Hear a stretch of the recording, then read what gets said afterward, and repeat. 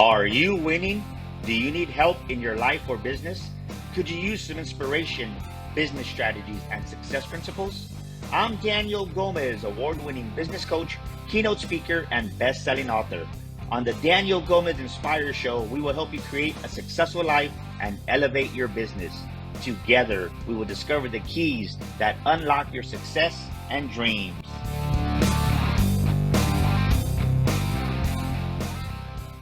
Welcome back to another episode of the Daniel Gomez Inspire Show, where we motivate you, we inspire you, and today we're going to educate you. I'll tell you what, we got a special guest today, a gem of a guest. I'll tell you, we've been following each other on social media for a while, in the same circles here and there without even realizing it. But the beautiful thing is God always has a way of bringing people together. So I'm honored and grateful to bring a good friend of mine, Dr. Karim, to the Daniel Gomez Inspire Show. Dr. Karim, how you doing, my brother?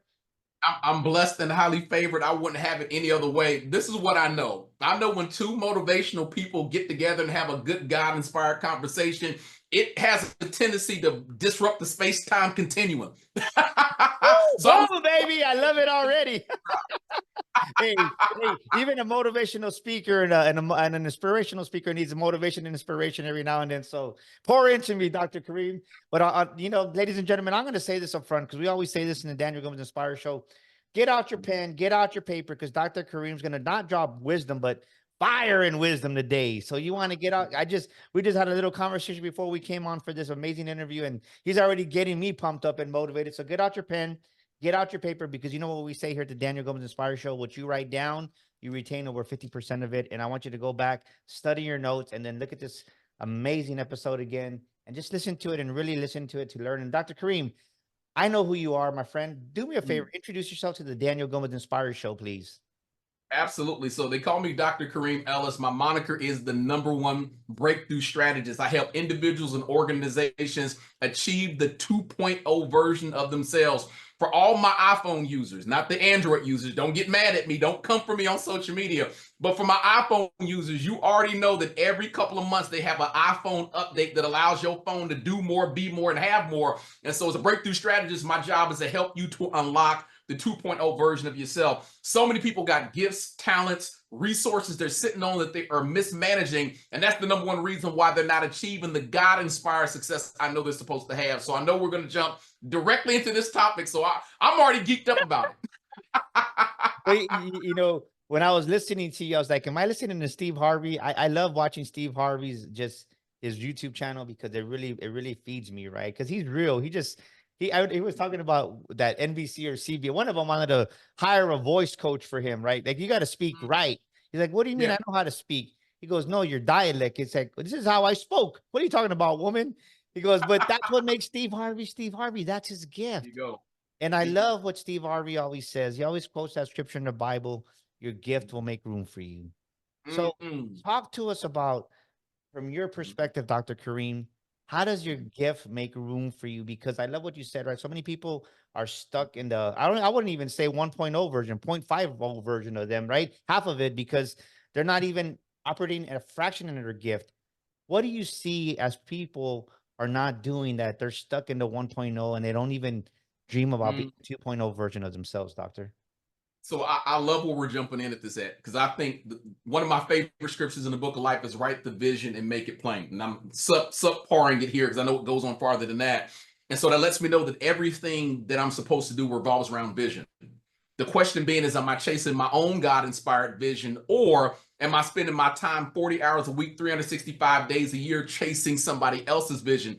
My entrepreneurs listening today, or my wantrepreneurs, the ones that want to be entrepreneurs, they will get 100% what I'm putting down, right? But for folks that have never heard it, you're responsible for completing your vision while you're here. Now, we know God is not a cruel, wicked God that's going to give you the idea for a vision and then not give you the resources to pull it off, right?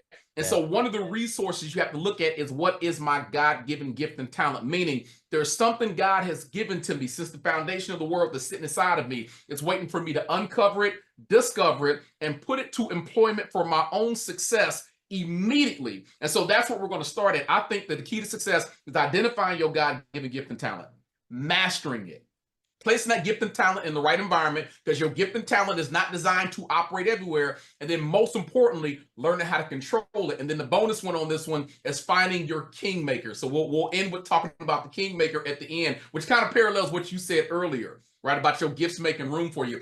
But it starts there. That's where it starts at. Well, you know, I love what you're talking about. So, ladies and gentlemen, write this down. He's not talking about employment, like for you to go get employment. Employment, Mm-hmm. like to use it out there in the world. How Mm-hmm. does somebody who doesn't know what their gift is? Because, right, I think so many people put this out of context, right? Find your why. Find your why, Mm, find your passion. Well, I know many people that found their why and found their passion and they're still broke. Let's be honest, mm. right. They found their why, they found their passion, and they're still broke because the truth is, you got to work at the right. Even though you have a gift, like me, and like we were talking, I was looking Sure. at a YouTube video, and my friend goes, "Dude, I wouldn't have hired you."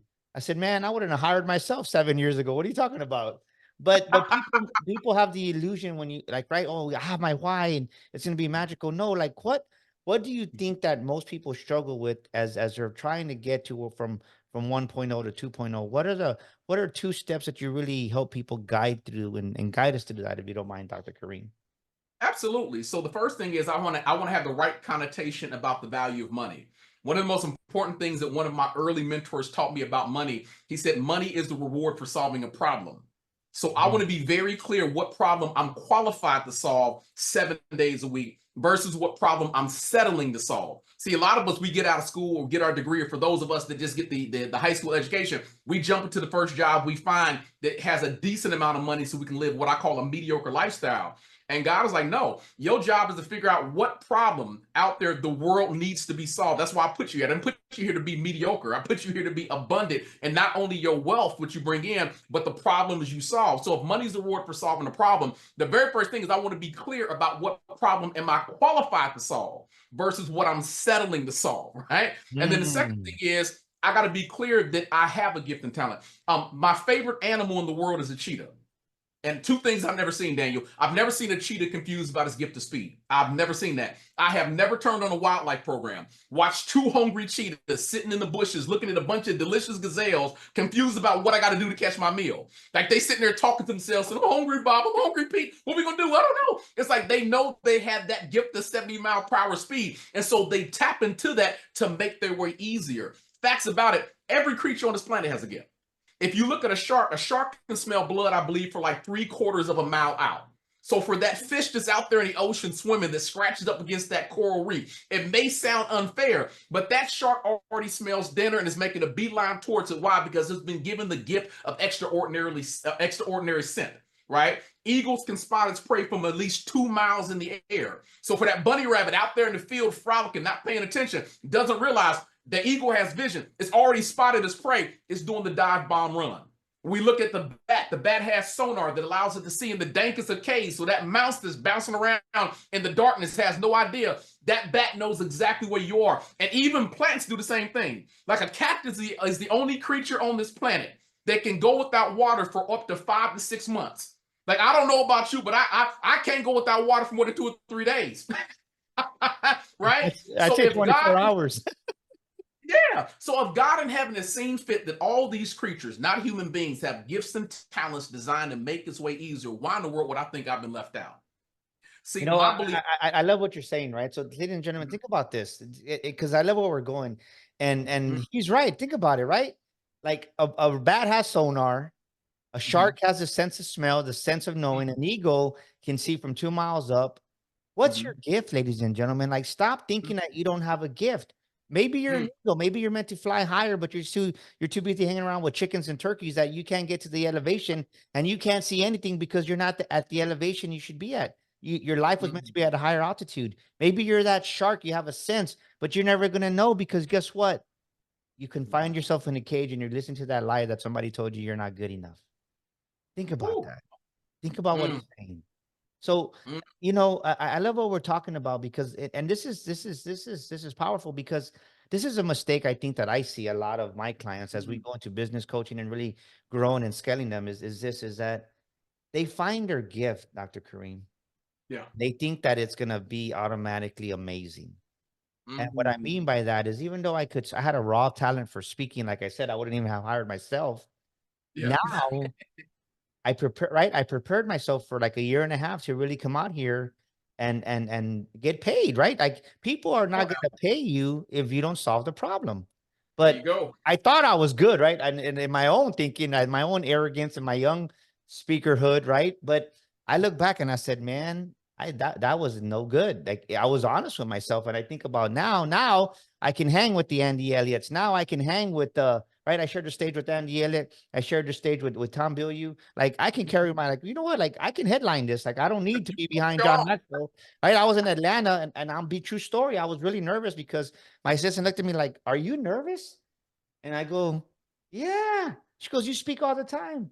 I go, "I've never followed John Maxwell."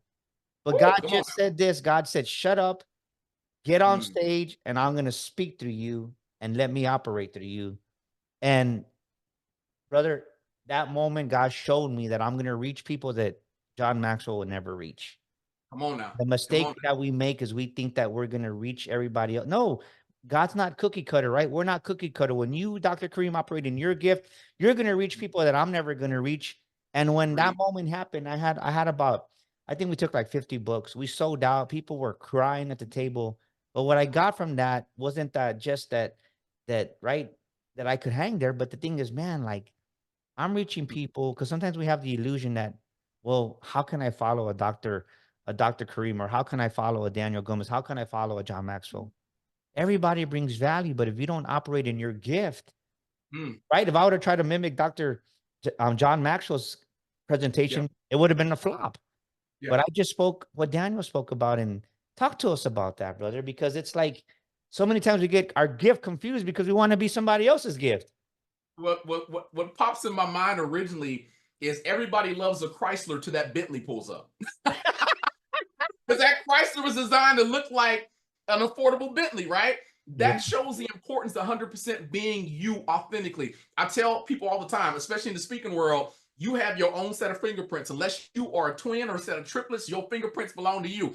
By the time you leave that room, if there is what I call a motivational murder in the room, and I say motivational murder in a good sense because you slayed that message, you were an assassin behind that microphone. When they go dust that microphone for prints, they want to see your original fingerprints so they know who did it, right? And so the key thing, number one, is being authentically you at all times. If God wanted you to be a twin or a triplet to someone who's already been there, guess what? You would have their same last name and genetic structure. The second thing is, it's been said that it takes over 10,000 hours to master something. So much like you, when I look at my old clips from back in the early 2000s, I did that. Like, I can't believe I said that on stage. Like, I have a hard time watching old footage because I put in the 10,000 hours to master that craft. And speaking of mastery, that's the second principle I was going to talk about. Once you identify the gift, you got to master it. And there's two ways that I know of you can master it. Number one, you got to spend time with it. Like, I remember as a kid growing up playing piano because my mother wanted me to be the next Beethoven or Mozart. And since I spent no time practicing, right, all I could play is hot cross buns. The teacher said, "Miss Ellis, stop wasting your money. He's not practicing. There's no growth. I can keep taking your money and ripping you off, but I want to see growth. Put him in something else." So number one, you got to spend time with that gift. Like, it's not going to develop on its own. Stop thinking you're going to blink your eyes like I dream a genie and just make it happen. You got to actually get involved with that gift, whatever that gift may be. But number two, I encourage everybody to find a mentor. And I tell people that there's only really one shortcut in life. I don't care if you got money. I don't care if you got education, because you can have all the money in the world and still not know what to do with it. You can have all the education in the world and still mismanage and misplace it by putting it in the wrong environments. A mentor is someone who's been there and done that, who's got the t-shirt, the coffee mug, the victories, and most importantly, the defeats. Because I learned more from your failures and your setbacks than your wins. That individual is capable and qualified to show me what to do. In other words, since we're talking about cheetahs, if a cheetah wants to run 70 miles per hour, they can't go to the local lion's den to learn how to run 70 miles per hour. They can't go to the hyenas and say, "Teach me how to run 70 miles per hour." They can't go to the elephants or the rhinoceroses and say, "Teach me how to run 70 miles per hour." A cheetah can only learn how to run 70 miles per hour by going to another cheetah, which means once I identify my gift, I want to find someone who's already crushing it and say, "Can you mentor me?" Now, the big mistake I see is a lot of people want the free deal. right? Say that Some of the again. best What do they mentors in want? the What world. do they want? Say that again. He didn't say the free word, I'm right? saying, yeah, because a lot of people, they want the orphan Annie Daddy Warbucks, where they give you the sob story of their life and think because they went through hell in life that all suddenly you supposed to take your 20 plus years of knowledge and wisdom and pour it into their cup for free. Now, don't get me wrong, because I know you mentor, right? There may be occasions where God speaks in your ear and says, I want you to take this person under your wing. But when I look at all the mentors I've had, it's always cost me something, right? In order to go up, I've been required to give up because you want sweat equity in your dream. Like for folks in real estate that own more than one property, you can't go buy investment Hey, property hold and up. not bring Say 10% that to the again. table. People miss that gem you Yeah, just dropped. I heard that. yeah, Listen, you want to have no, sweat listen. equity in your I want to focus on this. So that's you oh said you have to give you have to sew up to get up. What did you just say? yeah, you have to give up in order to go up. And the reason why I No, so say that, explain that to us because I think people miss that. That's it. That's wisdom right there. That's godly wisdom right there. absolutely. So it's going to cost you something. And let's use real estate because I think real estate is something most people understand. In the world of real estate, because we know back in the foreclosure market, what caused the foreclosure was people was buying houses, no money down. They were just bringing closing costs, maybe $500 to the table. But when times got tough and money got tight and they start to fall behind on their mortgage, a multitude of people just walked away from the house. And the reason they walked away from the house because they didn't bring anything to the table. If all I had was $500, I didn't bring thousands of dollars to buy this property because we know it's changed now. Now you have to bring 3, 4, 5, maybe even $7,000 to the table. So if you decide to walk away, it's going to cost you something. So you got to think about your decision, right? What am I going to sacrifice if I walk away? The biggest issue that you have in your goal and your dream is your enemy. While your enemy does not know everything about your goal and your dream, your enemy has enough foresight to understand how powerful you become on the playing field if you walk in your goal and your dream. See, the biggest thing most of us fail to understand, our goal and dream is not about us. Like God is not, Jesus didn't turn water to wine because he was thirsty. He turned water to wine to give to the other people at the event because your gift and talent ultimately is to bring people into the kingdom. And once you understand the selflessness of your gift, the why you really have it, it changes the dynamics because now you're trying to reach as many people as possible to bring them into the kingdom. So there's going to be a cost for it's going to be a cost to be the boss. It's going to cost you something. The down payment of your discipline, the down payment of your education, the down payment of your sacrifice, the down payment of your wealth. It's going to cost you something to get admission into your dream. And you got to be willing to pay the cost. So, ladies and gentlemen, think about what Dr. Karim is saying here. Are you giving up? Are you giving up to go up? Mm. Another way to say that is, are you sewing up to go up?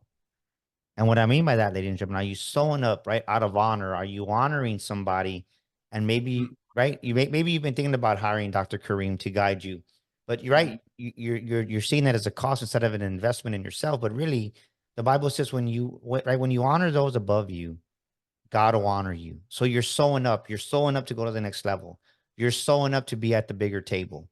And Yes. people don't see that. And I can so think about that. Are you giving, right? I like the way are you giving up to go up, right? Are you giving up money to go up to the next level? Or are you sowing seeds into people's business? Because why I always talk about this, Dr. Kareem. One of the things that I really feel that why we kind of just grew at the rate we did, which I thought was exceptional, considering it was Daniel and really just doing it with God's grace on his own, not even knowing what the heck I was doing, Come on now. is I always pay my vendors right away Whew. because I want to sow, right. I know it's a biblical principle of sowing and reaping. So I Yeah. said, well, if I sow, even though it hurt, right? Because $100 when you're starting off 7 years ago, it's a lot of money. $500. I was like, $500. I thought I was Red Fox. Elizabeth, it's the big one, Elizabeth. Like, I'm being honest, right? When it's somebody else's money, when I was running the Chevrolet dealership, I'd write $500,000 checks. I mean, big checks all the time because we had access to it, but it wasn't right. It didn't cost me nothing because I did not. I mean, we were very profitable. We made millions, but it's just something when the account area has millions, it's easy to write a $20,000 check. Yes, I'll buy that Corvette, 80,000, right? Whatever it is. But the moment from one day to the next, it was $500 for Daniel's checking account. I'm like, I was like, Scooby Doo, right? Like, but Right. then $1,000, it was even more of a stretch. Mm. But I realized that, man, God showed me, like, be grateful to be able to pay these people off. And I think when I get an invoice, I try to pay it off within a week. Like usually it's that day or two, but right, if you got the money, just do it. But a lot of people, well, let me pay the 35 out, let me pay the 45 out. Like, no, like honor them by paying them because they have employees to pay too. Talk to us about that, right? Because I love what you're talking about, right? That's part of the giving up to go up. Yeah. So here's my mind on that. I'm gonna give a Les Brownism. I call them Lesisms, right? And on the road on his "You Got to Be Hungry" tour, he said this to me. It always stuck. He said, "Faith that can't be tested can't be trusted." I'm gonna run that back. Faith that can't be tested can't be trusted. It reminds me of the Hebrews when they had freshly escaped Pharaoh. They have crossed the Red Sea. Pharaoh's army is wiped out. And then there's a moment where they're griping and complaining about not being able to eat what they want. Like they were so imprisoned in their mind of their past that they was complaining about eating leeks and onion, which is slave food. So here you are walking towards your fantastic freedom, but you are focused on where you were when you was shackled up and locked up, right?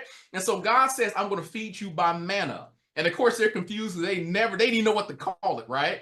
And God gave clear instructions. He said, your job is not to store it up and not to save it up. Why? Because what happens with most of us when we go through a storm financially, once God blesses with that money, we start to hoard it. And now that we have a reserve sitting here, we no longer think we got to have communication with God daily because I'm good until I'm no longer good. And I got to get back in God's face again. So faith that can't be tested can't be trusted. What my belief is based on your vision. God says you won't be able to lift that vision if I don't get you strong in the faith department here. In other words, for those of you that go to the gym and your goal is to put on muscle, the only way you put on muscle is a key couple things, right? Number one, you have to lift heavy.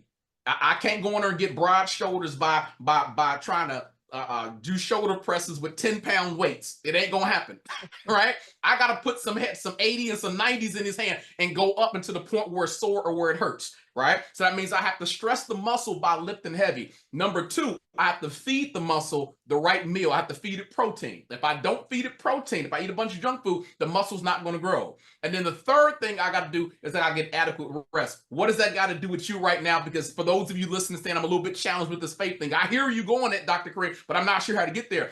God will give you the ability to test your faith by lifting heavier items, which means you got to start going after things that are outside your comfort zone. It doesn't mean you got to lift them on your own. Scripture says where two are gathered, he's in the midst. If I go to the gym, which I did today, right? There was a young man in there lifting weight heavier than what he can handle. He motioned for me to come over and said, bro, can you spot me? See, the problem with a lot of us, we want to lift heavy things to get our weight up, our faith up, but we don't realize we can get other strong Christians. Like if I'm going to lift something heavy I never lifted before, Daniel, I'm going to reach out to you, say, brother in Christ, can you help me by faith pray on this and lift this so my faith gets stronger, right? The second thing is I got to feed the muscle.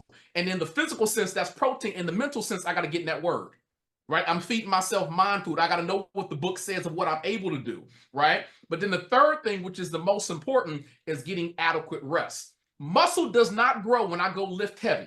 Like muscles don't pop up in real time. Muscle does not grow when I had that T-bone steak afterwards. Muscle grows and I do those two elements and I add the third, which is rest, which is where I sleep. There's a moment in your journey where you have given it to God and I'm taking a rest off of it because I believe by faith it's going to happen. And then that's when my faith starts to grow. That's when things start to operate in the atmosphere and things start to happen. Doors start to unlock, opportunities start to flow, money opportunities start showing up. But it's based on me strengthening my faith. Why? Because the thing God gives to you, you got to be strong enough to hold on to it. Like I know people that's trying to deadlift stuff in this season. If you don't strengthen your faith, you won't be able to get it up.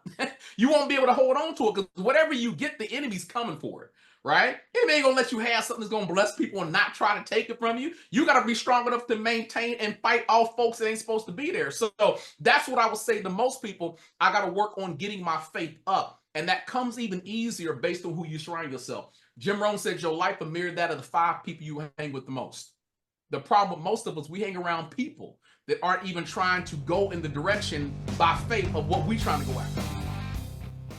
Are you an aspiring speaker? Do you have a book that you've been wanting to write for months, maybe even years?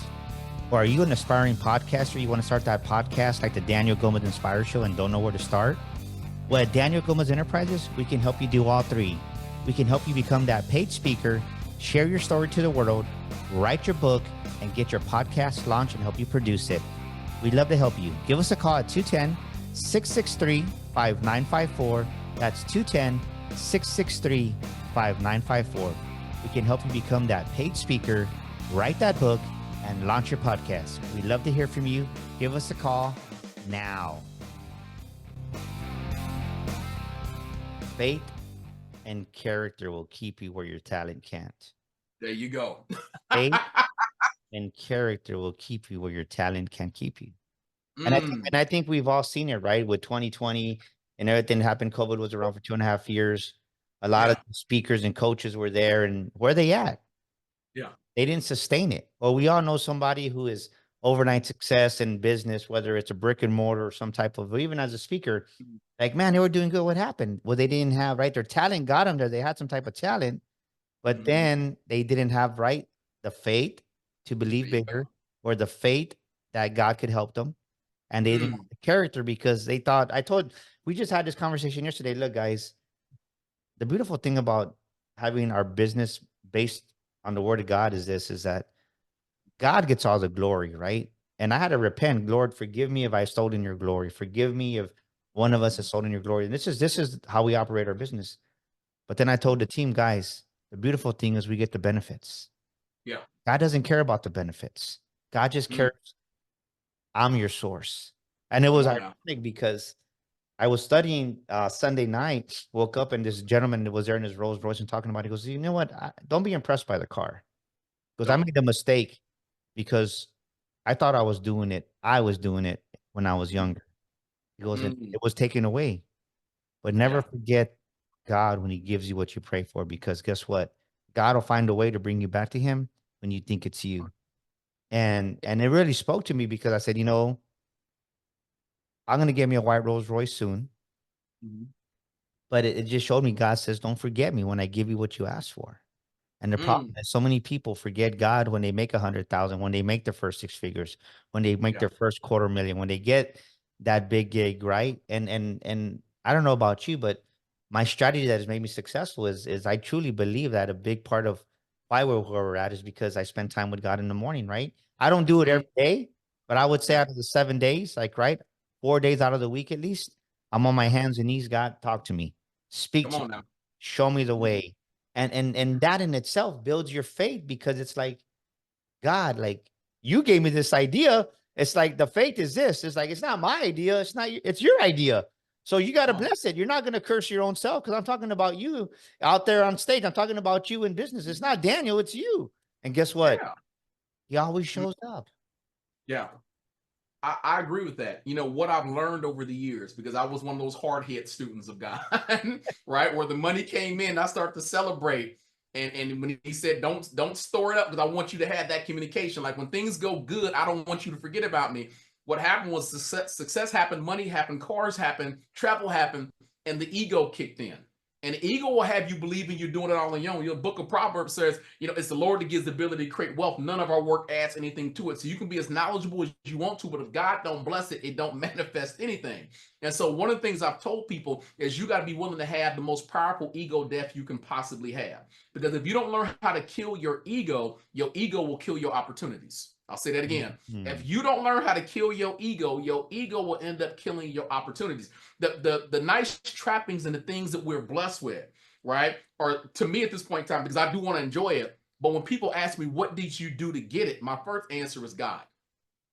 I should be so successful that I'm driving people to God just based on how I carry myself, my lifestyle, and the blessings, right? Like, it's hard, for me mentally, it's hard for me to want to run to God if I see someone and they're trying to inspire, but they broke, busted, and disgusted, right? That's my mindset. And I know everybody's different. I don't think you have to have wealth to show that you are, a believer.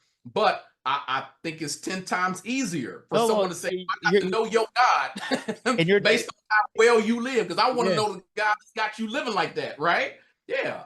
Well, in your defense of what you just said, it's kind of like you're not going to go and get business savvy wisdom from a janitor. You're not going to go and get marriage counseling from somebody that's been divorced 10 times. I mean, what you're saying, you're 100% correct. It's not right. I think sometimes people always criticize. And I asked God this one time, right? I like, why, what's going on, right? And this goes along with what you just said, brother. And I want your elaboration on this, right? When Dr. Karim is out there doing it, he's doing two things: inspiring the people that really want to do better, that are trying to do better, and man, if Dr. Kareem can do it and God did it for him, God can do it for me. Mm, But at the same time, there's those people that when Dr. Kareem's out there doing it, you're reminding those people that they're not doing what they're supposed to be doing. So instead of putting in the work, they criticize, they talk bad, they try to discredit you because you're reminding them. It's always right.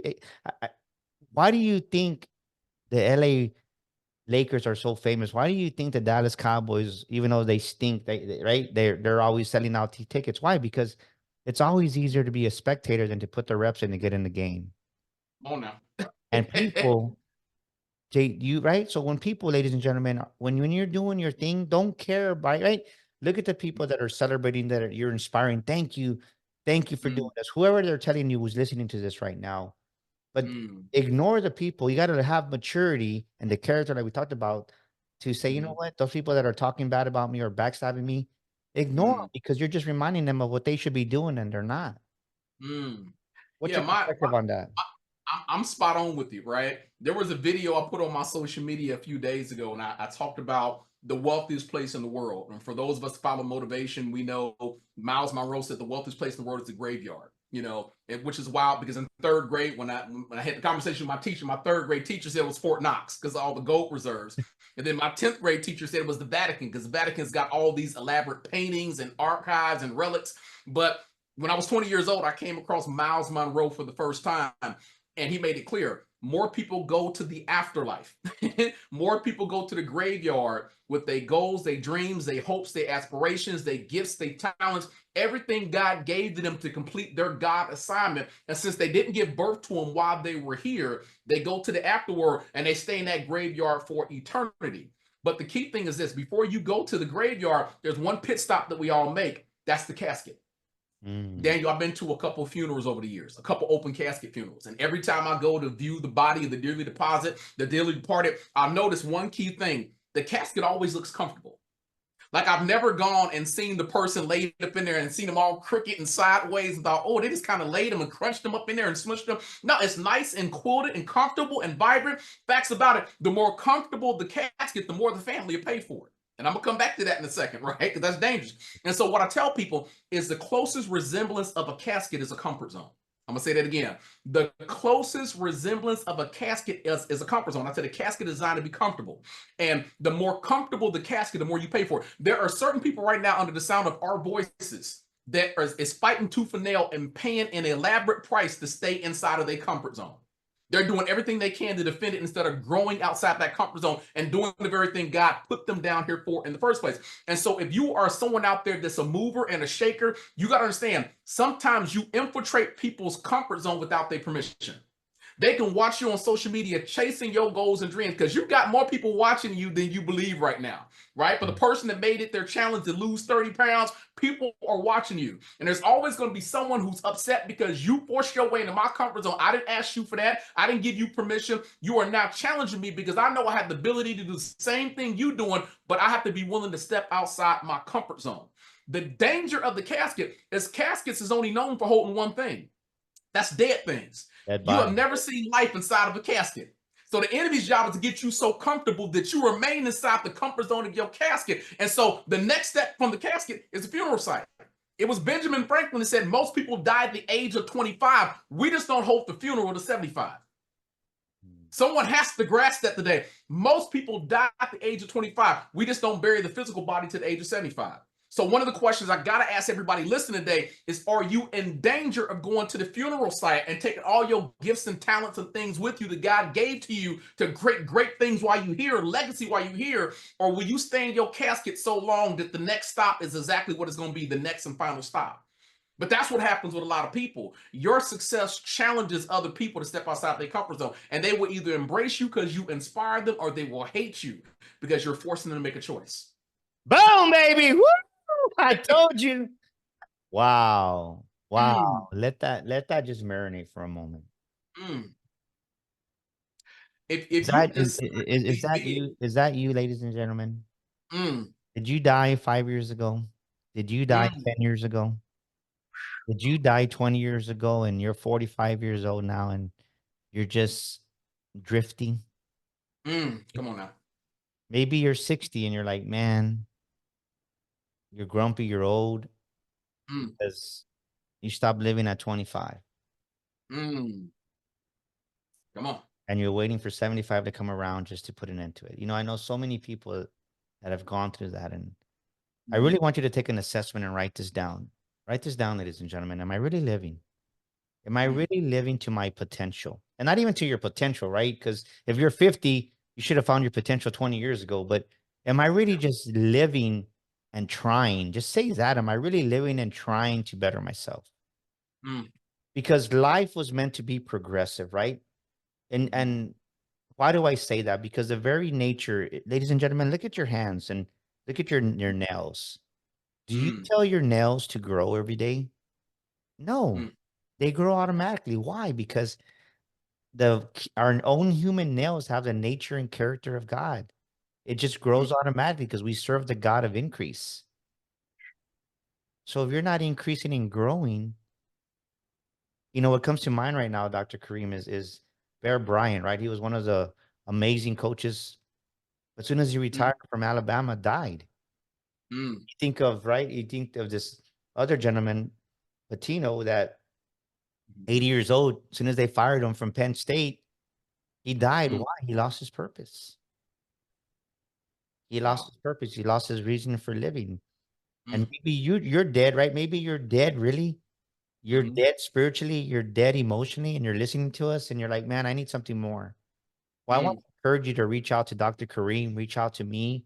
Like, we're here to mm, help you. We're not saying this because we want to put you down or we want to insult you. We're saying this because, right, I was a fat kid when I was younger that people would make fun of me.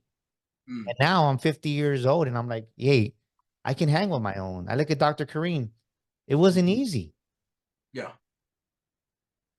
But you got to understand that your dream is going to be tested. You got to understand that your dream is going to go through some fire. And even Jeremiah 17:10 says it, that I, the Lord, search the heart. I test the mind to give everyone according to their doing. And if you're going through a hard trouble and you get mad at God and you get bitter at God and you say screw God, or you're holding on to resentment or unforgiveness because somebody backstabbed you or a partner betrayed you, whatever it may Mm, be, it's not serving you. Let it go.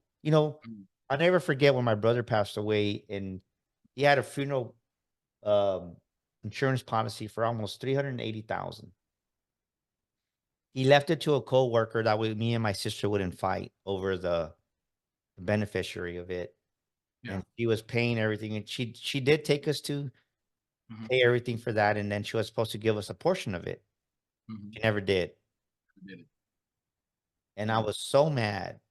mhm, And at that moment, I could have reverted back to the old Daniel, mm, but I said, God, it is what it is, right? Like you walk, and not that I walked away from 300,000, but I walked away from 300,000, right?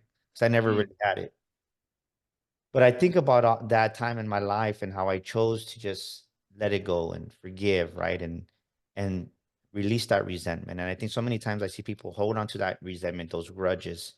And I mm, really believe that that's why God gave me the $1 million mind idea because I passed those little tests. And even though, yes, they were hard, they sucked. But it's like, I think, do me a favor, talk to the camera right now, Dr. Kareem, and talk to people about embracing that sucky part, that you have to go through that, because I really feel right now people are at the brink of suicide. People are yeah. at the brink of depression because it's Mm, real, right? I've been there. It's real. We're not trying to sure. say it's not a real feeling or emotion, but you have to pull yourself out that. And like Dr. Kareem said, you need help. Talk Yeah. to us for a minute on that. Just inspire us with whatever God moves through you right now, brother, please. I'm smiling right now because that was my original story. That's what got me into this line of work, man. Back when I was like 24 years old, I went through this debilitating breakup. I mean, it was bad. And of course, when you break up with someone, you got shared living space. Somebody's got to move, and unfortunately, that somebody was me.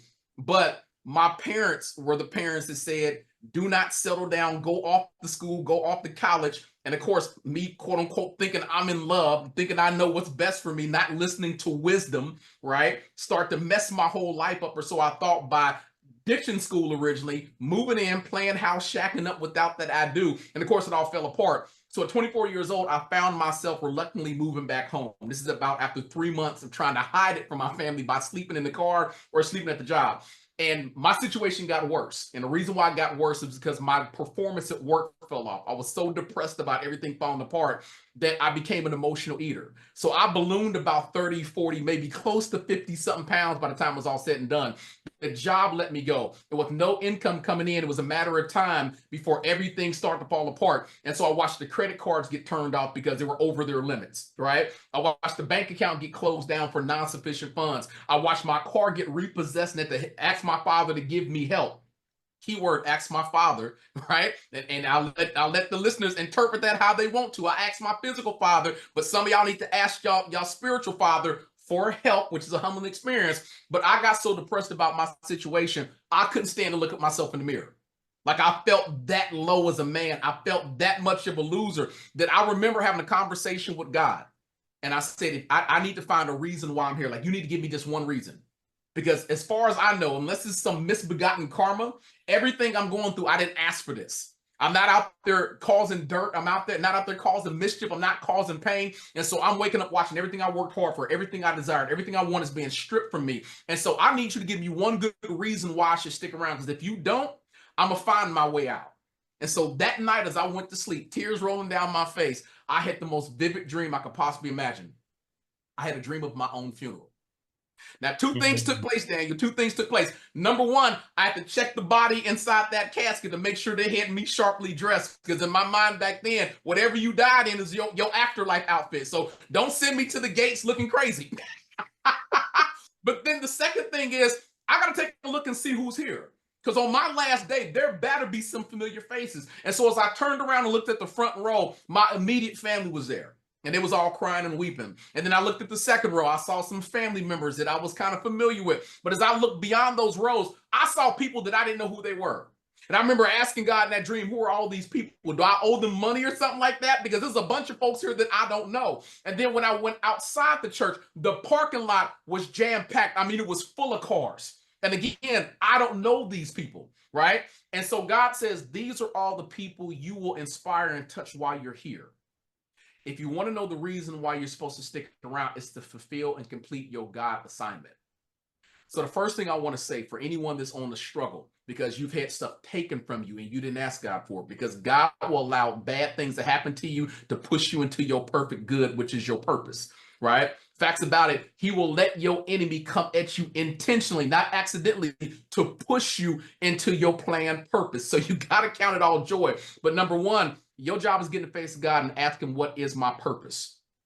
Your purpose is not to make money. Money is a tool that helps you walk out your purpose, right? So you want to be clear, what is my assignment? Why am I here? With 9 billion people on the planet, why was I chosen to be one of them in this day, this time, this season, this age? Because there's a reason why I'm here. I'm not an accident. It's intentional.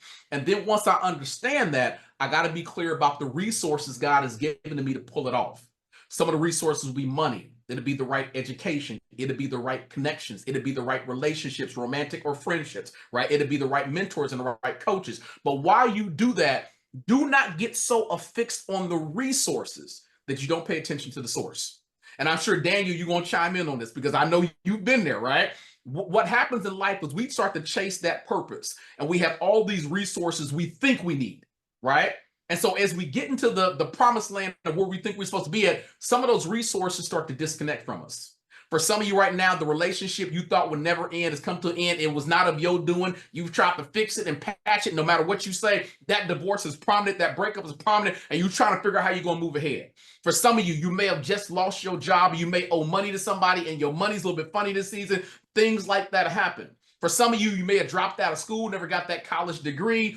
There's a multitude of different things that can happen when it comes to resources. And when those resources remove themselves off your plate, I don't want you to focus on the resource. I want you to focus on the source. Why? Because you can't spell the word resource without the word source. And God is always going to be your source. Sometimes God will allow the resources to leave your life because he's got better resources planned for you. But I can't give you what I have until I get you to release what you think you need, right? So as long as you plugged in the source, which is God, everything you need will be provided for you. He didn't say it was going to happen overnight. Yes. So don't think because you talk it's going to happen overnight. There's usually seasoning and development. In other words, a caterpillar does not manifest into a butterfly overnight. It's process. There's isolation. There's separation, right? And then when it gets inside the cocoon, there's multiplication where the cells are starting to multiply and divide and the wings are starting to grow. And then finally, there's elevation when it comes out, right? But as long as I'm connected to source, all the resources that I need or the resources that have removed themselves on the playing field, he's got better plan for me. But I got to trust source, which is always God. Wow. Got to trust it. What a way to land this plane. Mm. Maybe you need to ask yourself after listening to Dr. Karim, and thank you for opening your heart, brother, that maybe you're trusting in the wrong sources. Maybe you trusted in your job. You trusted in your bank account. You know, you trusted in everything but God. And I think you need to hear that, what he said. God is your source. The moment you take your eyes off of God, you're going to sink. And that's not, and I understand what you're saying, because as our bank account grew, it's easy to trust in your core, in your clothing, in your, right, just the compliments of people. But when my wife was diagnosed with breast cancer, I realized my Corvette wasn't going to save me, my bank account wasn't going to save me, my title wasn't going to save me. And maybe you're listening to this episode right now and you're trusting in the wrong things. You're trusting in you. And maybe God is trying to take you from being self-reliant to being more God-reliant. Come on now. Brother, I want to thank you for opening your heart with us here today. How does someone connect with Dr. Karim if they want to connect with you and just learn more about you? How did we get a hold of you, brother?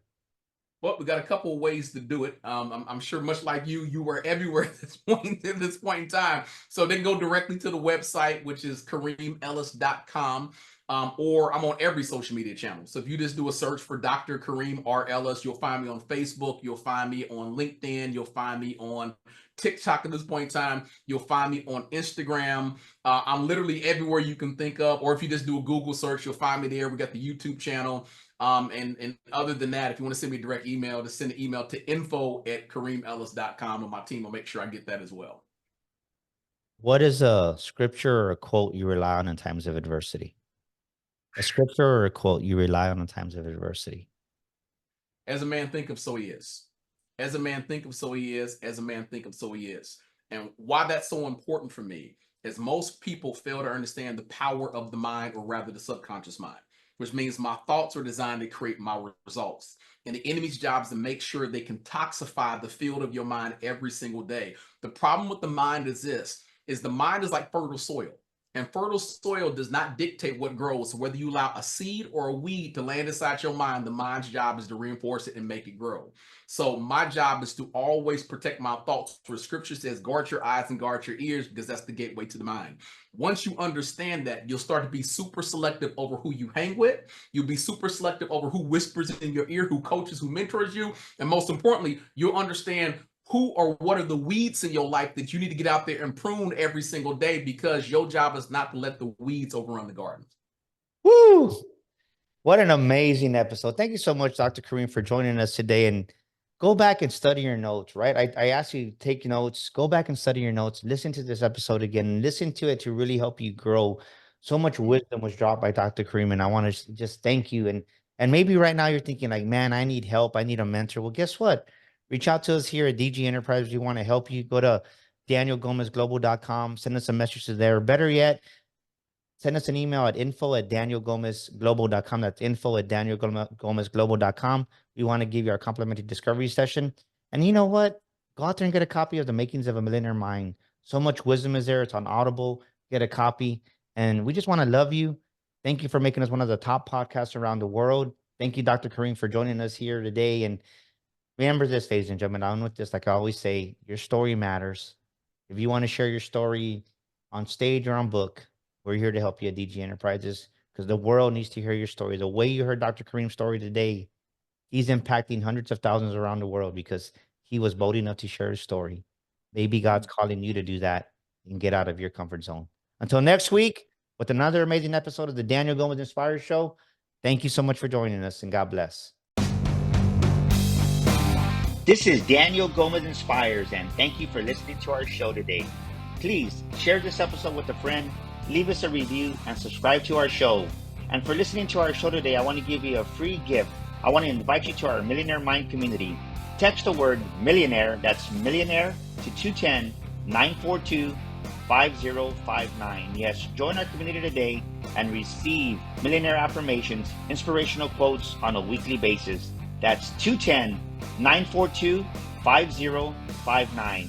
Text the word millionaire today and join our community. And once again, thank you for listening to our show.